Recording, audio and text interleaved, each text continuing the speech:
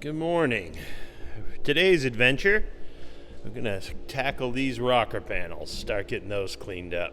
I'm going to start by just filling the small screw holes down on the face, up on the top, address this in the A-pillar, and this little bit right here. Start with that and see where it goes.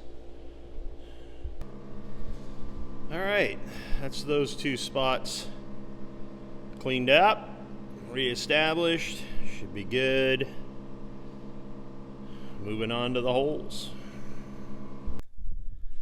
All right, working my way down the passenger side rocker. There was a small hole here I had to repair.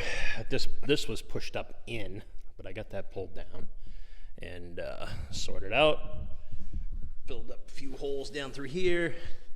Some deep pitting right here that I'm not really sure what I want to do there. I'm debating, do I put in a small patch? Do I, whatever. I'm going to work my way through the rest of it and kind of figure out what I should do there. It's obviously thin. This is fun. So this is the part that was pretty stove up back here. There was a patch that was kind of haphazardly just sheet metal tacked on top so you couldn't see it. But I cut out the piece. I'm gonna fabricate a new piece that looks like a pork chop in here, and then make another. I'll replace this piece here that goes from here and it wraps around the side to close that off a little bit, and then probably fix this little spot here, and then that'll be right back to where it needs to be. Luckily this side is fine, so I have a good template on what to do. Yeah, so that's what I'm working on now. I'll bring you back when I have some more of that. This is heavy stuff. This is like 12 gauge, so the piece that goes on top of here. So I've got some 11 gauge. I'll probably have to make it out of that. And all this rocker stuff is very heavy, so for good reason. Yeah, I'll bring you back when I have some more. Well, that took a lot longer than I expected. I did get it rebuilt.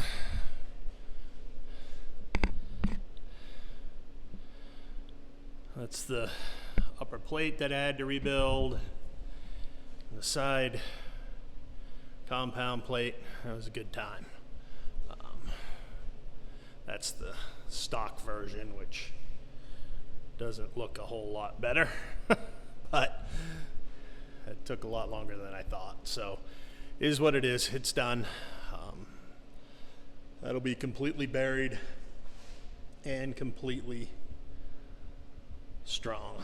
So pretty happy with that, I guess.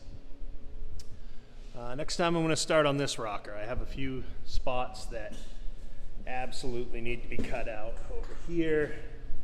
I've got pits all the way through here, so I'll have to put in a patch and then a fairly large patch up here, and there's actually a couple pits up in here, so I'm going to have to do quite a bit to this one.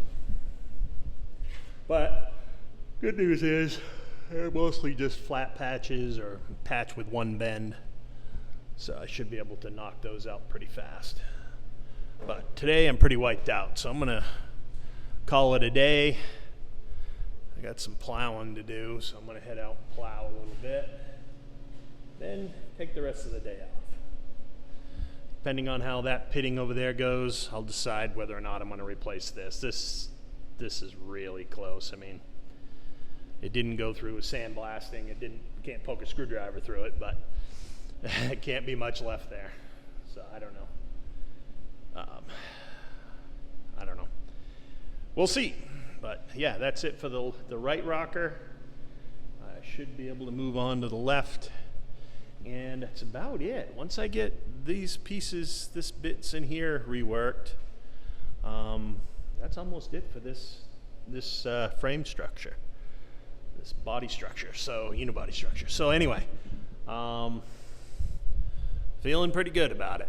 But right now I just Pretty worn out. Time to take a break before I start making mistakes as I yawn.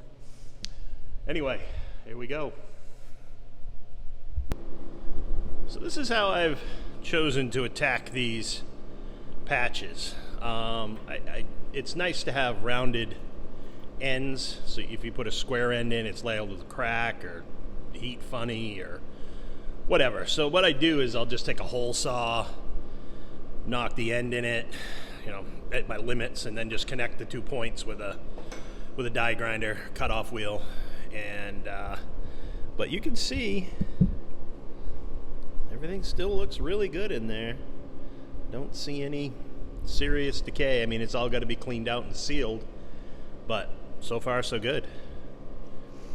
Then I'll take a tape, cover this over with masking tape, carefully cut around my hole, use that masking tape as a template to build the patch. I'm also going to taper in these edges with the burr bit, just to get a nice taper in here so that when I weld it, you know, there's room for the weld, rather than try to lap it or you know, bend that over. I think that's just the best way to go. So that's where I am at, and I've got a few more to do on this side, and I am going to do this one over here because I just think that's too deep. So you can see I've marked the holes. I'm going to put the hole saw in, cut those, and again, just connect the top, connect the bottom, have a patch, and off we go. So yeah, that's me. All right, so I got the slots cut. Now I'm gonna work my patches. They're all actually fairly uniform width, so I can cut some strips out of the 12 gauge and start splicing them in, tacking them on. And there we go. Disappeared. That should do it. I got a few more little spots to pick up here. Patch that, and this will be done. And then that's pretty much it for rust repair, I hope.